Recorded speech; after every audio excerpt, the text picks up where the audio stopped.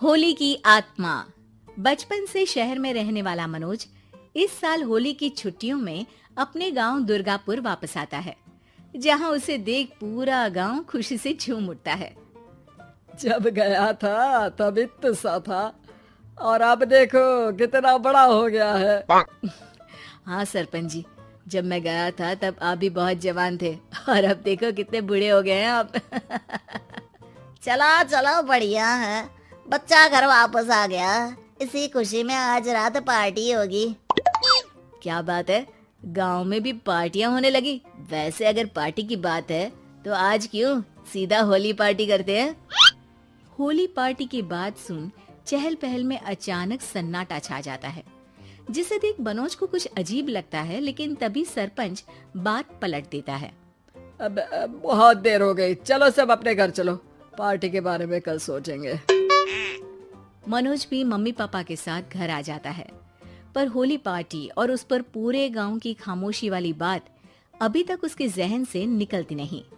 पापा, होली पार्टी की बात पर सब चुप क्यों हो गए थे?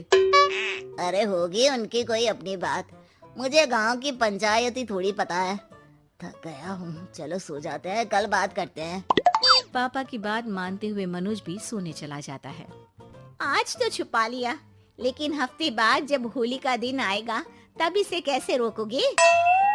अगली सुबह सूरज के साथ ही मनोज भी गांव घूमने निकल जाता है, जिस पर रास्ते में उसे अपनी ही उम्र के कुछ लड़के भी मिलते हैं, जिनसे दोस्ती कर अब वो उनके साथ घूमने लगता है। इसी तरह कुछ दिन बीत जाते हैं और होली नजदीक आने लगती है। दोस्तों, होली में 4 दिन ही बचे हैं, पर गांव में उसकी कोई तैयारियां क्यों नहीं दिख रही? क्योंकि यहाँ होली नहीं मनाई जाती।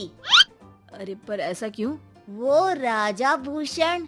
अरे तुम 4 दिन के लिए आए हो, क्या इतना सोच रहे हो? चलो कुछ खाने चलते हैं। इसी के साथ एक बार फिर होली की बात को टलते हुए देख मनोज को शक होने लगता है।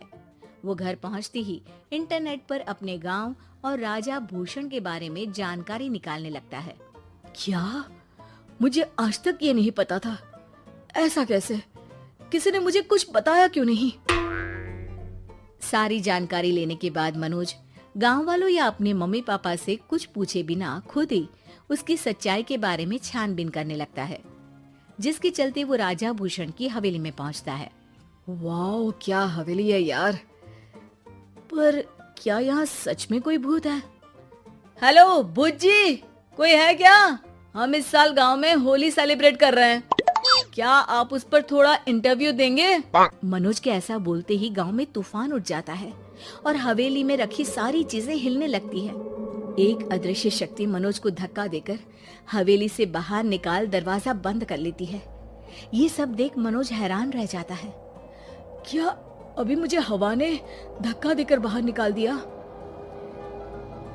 मेरे होते हुए इस गांव में कभी होली नहीं बन सकती, इसलिए दोबारा ऐसी कोशिश भी मत करना, अंजाम बुरा होगा। आवाज सुन मनोज हैरानी से इधर उधर देखने लगता है, पर उसे कोई दिखाई नहीं देता।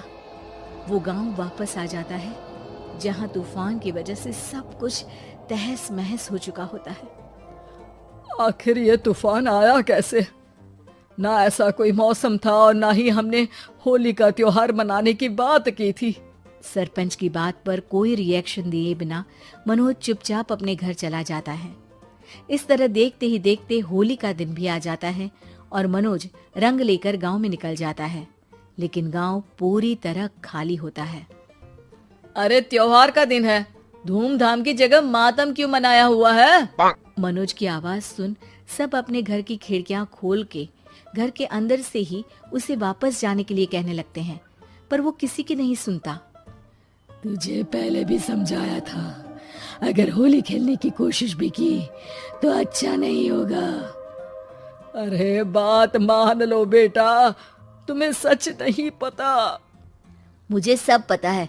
सालों पहले इस राजा ने एक अंधविश्वास फैलाया और आप लोग आज तक उसे मानते आ रहे हो। अरे बेटा, जब तुम पैदा भी नहीं हुए थे उससे भी बहुत पहले से इस गांव पर होली का श्राप है। अगर गांव में होली का त्योहार मनाया जाता है तो प्रलय आना पक्की बात होती है। राजा भूषण इस सब में नहीं मानते थे और त्योहार मनाने लगे, जिसके चलते होली वाले ही दिन पहले उनके बेटे की और फिर उनकी मृत्यु हो गई। तभी से गांव की रक्षा के लिए उनकी आत्मा उस हवेली में रह रही है। सबकी बातें सुन मनोज उलझन में पड़ जाता है। सोचना भी मत मनोज, अगर तुमने इस परंपरा को तोड़ने की कोशिश भी की तो उसका परिणाम इस गांव और गांव के लोगों के लिए अच्छा नहीं होगा।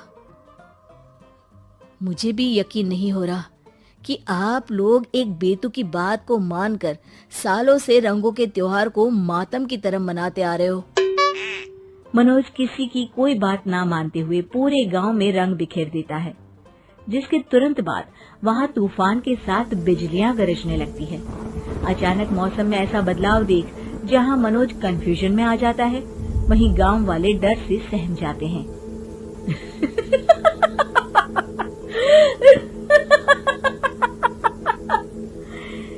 इस लड़के ने हमारे जैसे सिर्फ अपने स्वार्थ के लिए नहीं बल्कि पूरे गांव की खुशियों के लिए यहाँ होली मनाई है, जिस वजह से अब इस गांव पर होली का श्राप टूटता है।